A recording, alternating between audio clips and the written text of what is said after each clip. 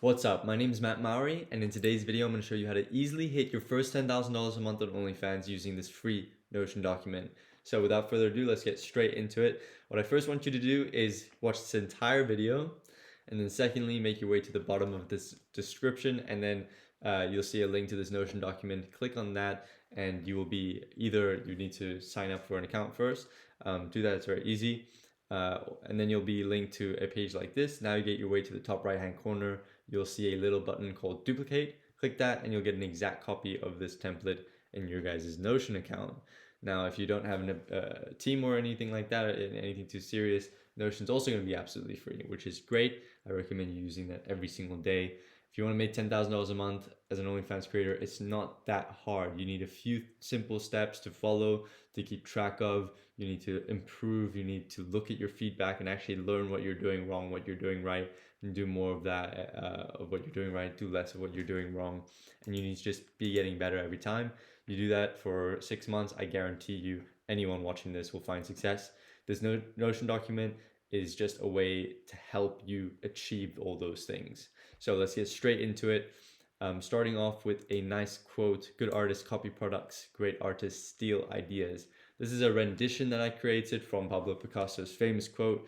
And the point is that if you just follow all the other OF creators out there and you're just copying exactly what they're doing, like you see a video of theirs and that's basically a product. So you just copy their product, you're not creating anything special or unique at all. So you're never gonna hit it big or go where you want to go if you're just gonna keep doing that. So the point is that you need to steal their ideas. That's what you need to do. You see something they do and you add your own twist on it. You make it better. You find a way that it suits you more, and therefore you're gonna do it better and in a more unique way. And sometimes it's not really going to work out. Obviously, that happens to all great artists. But that one time, you're gonna hit it fucking big, and then they'll see your own unique style of all the other videos that you've created, and they're gonna really, really, really build a cult following around you. They're gonna love you. So that's the point of like, living by this message is that you need to create your own style, and the way that you do that is not by just coming up with your own things. You can do that for sure, but you have to understand there are great artists out there already, and why not steal their ideas and incorporate their ideas and make them better in your way. So try to think about that the next time you see a nice video that you want to recreate. Anyway, secondly, I've added a mission statement. So a really good one for most people to strive for is top 1%. If you think that you can hit it bigger than that, absolutely go for it. Make it 0.1%. Why not? Then over here, this is all changeable, by the way. Obviously, you should change some of these things, most of these things, but I'll show you what you should change and what you shouldn't. So what I do, what I do not do. So let's open that up. I produce the content. I upload the content to the Google Drive. I upload daily stories on my Instagram, for example. I engage with fans and respond to comments and stuff. So I engage with other creators in my niche as well. And I briefly look at the data and I check account status, whether it's in the yellow or red or something. And I remove posts immediately as soon as that happens. So you're running the account essentially. What I do not do, I don't schedule the content. I don't write captions or the hashtags. And I don't track my posts' data.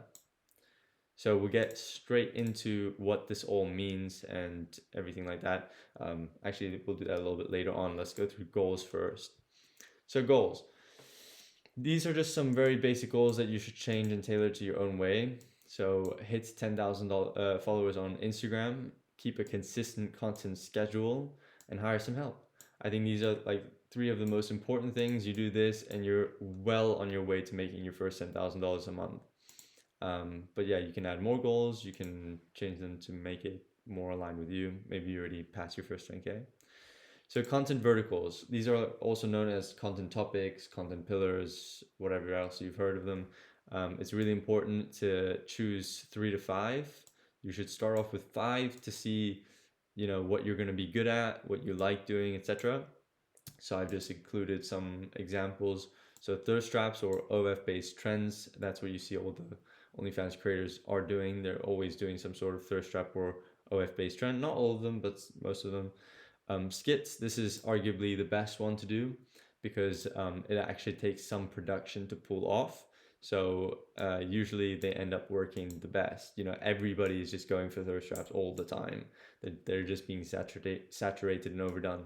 A lot of people are doing skits as well, but if you are doing it well, then like no matter who you are, what you're doing, etc., as long as you're doing it well, you're gonna win. If you're doing thirst traps or orthodox trends, even if you're doing it well, you might not get so many views. Yoga gym, so there's a lot of different ways that you can do this that can really get you a lot of views. Text to speech, Omegle, yeah. So next is the posting schedule. So Instagram videos, right? You want to post 3 reels a day. Now, this isn't gospel or anything. You shouldn't just take my word for it. You should try your own things and then see what's working best. Don't post less than once a day. That's just stupid. But I mean, you can try post 5 times a day and that might work even better for you.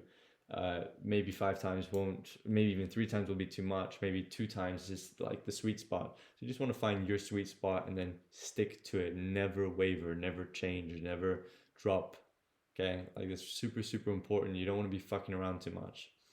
Instagram pictures, so we just do casually 3 posts a week, 5 pictures each basically, but this can also change. This can be, 7 pictures, this could be 3 pictures, this could be 19 pictures, doesn't really matter, but this is like a minimum standard that we like to keep. And then you just repurpose this shit to your TikTok. It's fucking easy, do that. Anyway, if you're using, we're gonna get later on, when we get to Instagram analytics, it's gonna explain post data and stuff and the hiring help things. So yeah, we'll talk about Facebook, repurposing it to Facebook as well. Let's go on Instagram and TikTok, short form post ideas process. So basically I've created a small little process that goes idea, scripted, filmed, edited, and posted. And there's a template with a step-by-step to-do list. So let's open that up. So whenever you think of a new idea, the first thing you want to do, okay, either A, you got it from some sort of inspiration, or B, which by the way, this is what it usually should be. You should get an inspiration from somewhere because remember the quote, we want to steal ideas. That's what great artists do. Or you've created your own ideas because you already have your own style, you already have 100,000, 200,000 followers, and you already have your own things incorporated that people really like watching you do, right? So you can now create your own style of videos. And if you're already at that point, good for you. Honestly, good for you. And anyway, so you either get inspiration from somewhere or you create your own idea. Usually you get inspiration from somewhere. So as soon as you see that video, just copy that link. Very easy to do. Copy the link and then just paste it into your Notion, right? So you all have a template to this now, to this Notion document. And as soon as you see an inspiration out there, just immediately train your brain to be like, okay, cool.